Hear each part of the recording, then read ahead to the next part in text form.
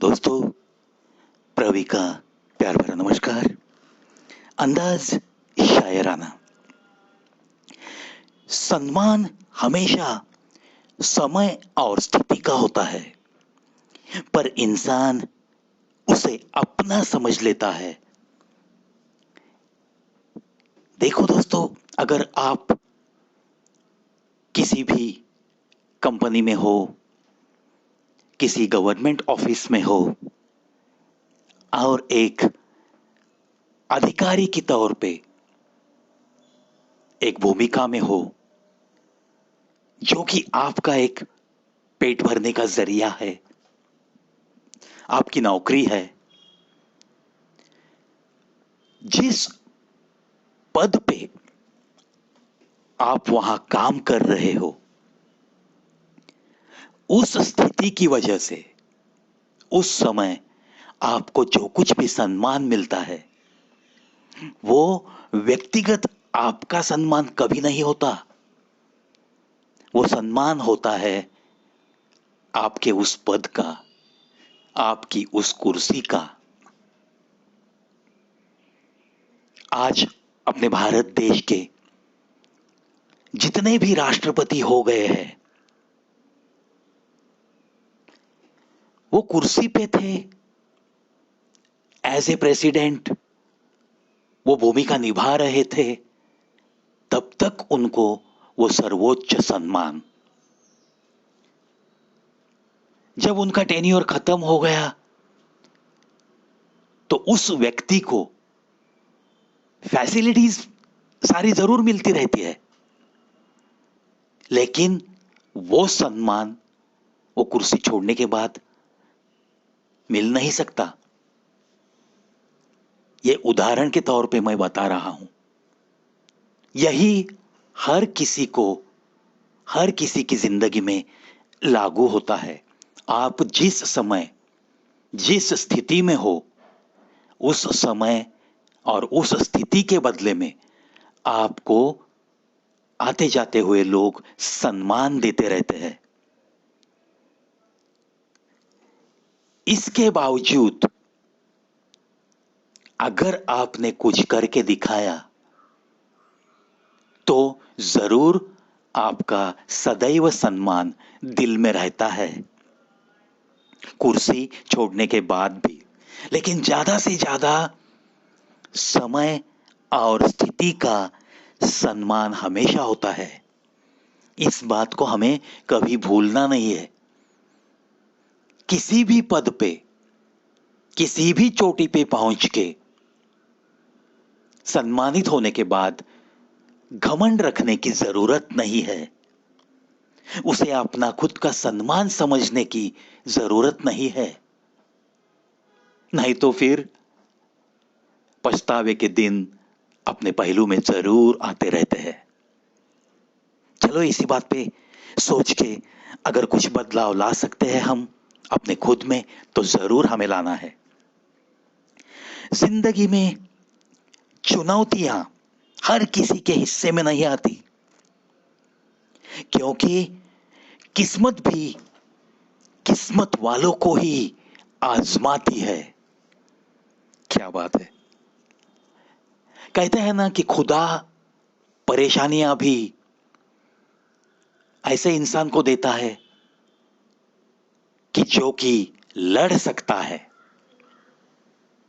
यह एक बड़ी सकारात्मक सोच है दोस्तों।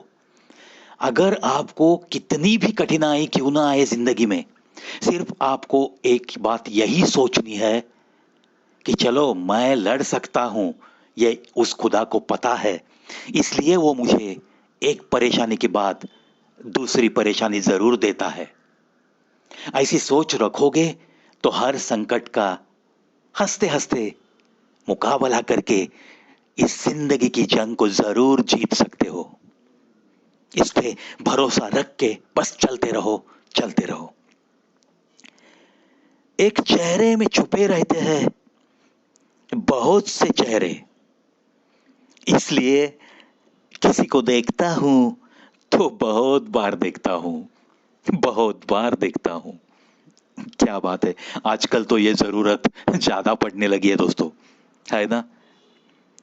क्योंकि चेहरे पे पहरा लेकर ही लोग आजकल मिलते हैं। इसलिए जो भी बड़ा ही हंस के अपने करीब आता है, थोड़ा उसे अभी परखना शुरू कर दो। कहीं उस हंसी के पीछे कोई छिपा छिपा सा मतलब तो नहीं है? कहीं उस हंसी के पीछे कोई झूठा प्यार तो नहीं है? कहीं उसके दिल में कुछ काला है और ऊपर वो कुछ अलग दिखा रहा है? ये भी तो आजकल सोचने वाली बात हो गई है। क्योंकि खुले दिल से आजकल इंसान ने इंसान से मिलना ही छोड़ दिया है। ऐसा ही कुछ अपने आसपास हर पल नजारा देखने मिलता है। हो सकता है ये मैंने देखा है, इसलिए मेरे होठों पे आता है। लेकिन दोस्तों, जरूर ऐसा तजुर्बा अगर आप दिल खोल के किसी को मिलते हैं, तो जरूर एक ना एक दिन यही बातें आपके होठों पे आ सकती है। इसीलिए अभी से क्यों ना सावध हो जाए। क्योंकि एक चेहरे में छुपे रहते हैं बहुत से चेहरे। इसलिए किसी को देखता हूं तो बहुत बार देखता हूं, बहुत बार देखता हूं। इसका मतलब यह है कि आजकल मैं परखे बगैर किसी के साथ दोस्ताना नहीं रखता हूं, किसी के साथ रिश्ता नहीं बढ़ाता हूं। ये खुद के दिल को भी आजकल समझाने की बहुत बहुत जरूरत हो गई है। राह तो बड़ी सीधी है, मोड़ तो सारे मन के है। क्या बात है! ये शायर दो पंक्तियों में कहता है कि जिंदगी को आप इतना कठिन मत समझो। ये जिंदगी की राह बड़ी सीधी सादी है, एकदम सीधी राह है, बस चलते जाना है हमें। ये जो मोड़ दिखते हैं ना बीच बीच में, ये सिर्फ आपके मन के खेल है, ऐसा कुछ कहना चाहता है ये। और अगर गहराई से हम सोचेंगे ना, तो बहुत सारे अपने मन के खेल होते हैं। और अपने दिल में जो तरंग उठते हैं, उसी की वजह से कितनी सारी कठिनाइयां हम झेलते रहते हैं। और वैसे कहा जाए तो फिर इस शायर का जो कहना है कि राह बड़ी सीधी है, मोड़ तो सारे मन के है, बड़ा मुझे तो ऐसे लगता है कि इसके साथ सहमत होके जिंदगी गुजारना शुरू कर दूं। खैर, कोशिश करेंगे, जरूर करते रहेंगे।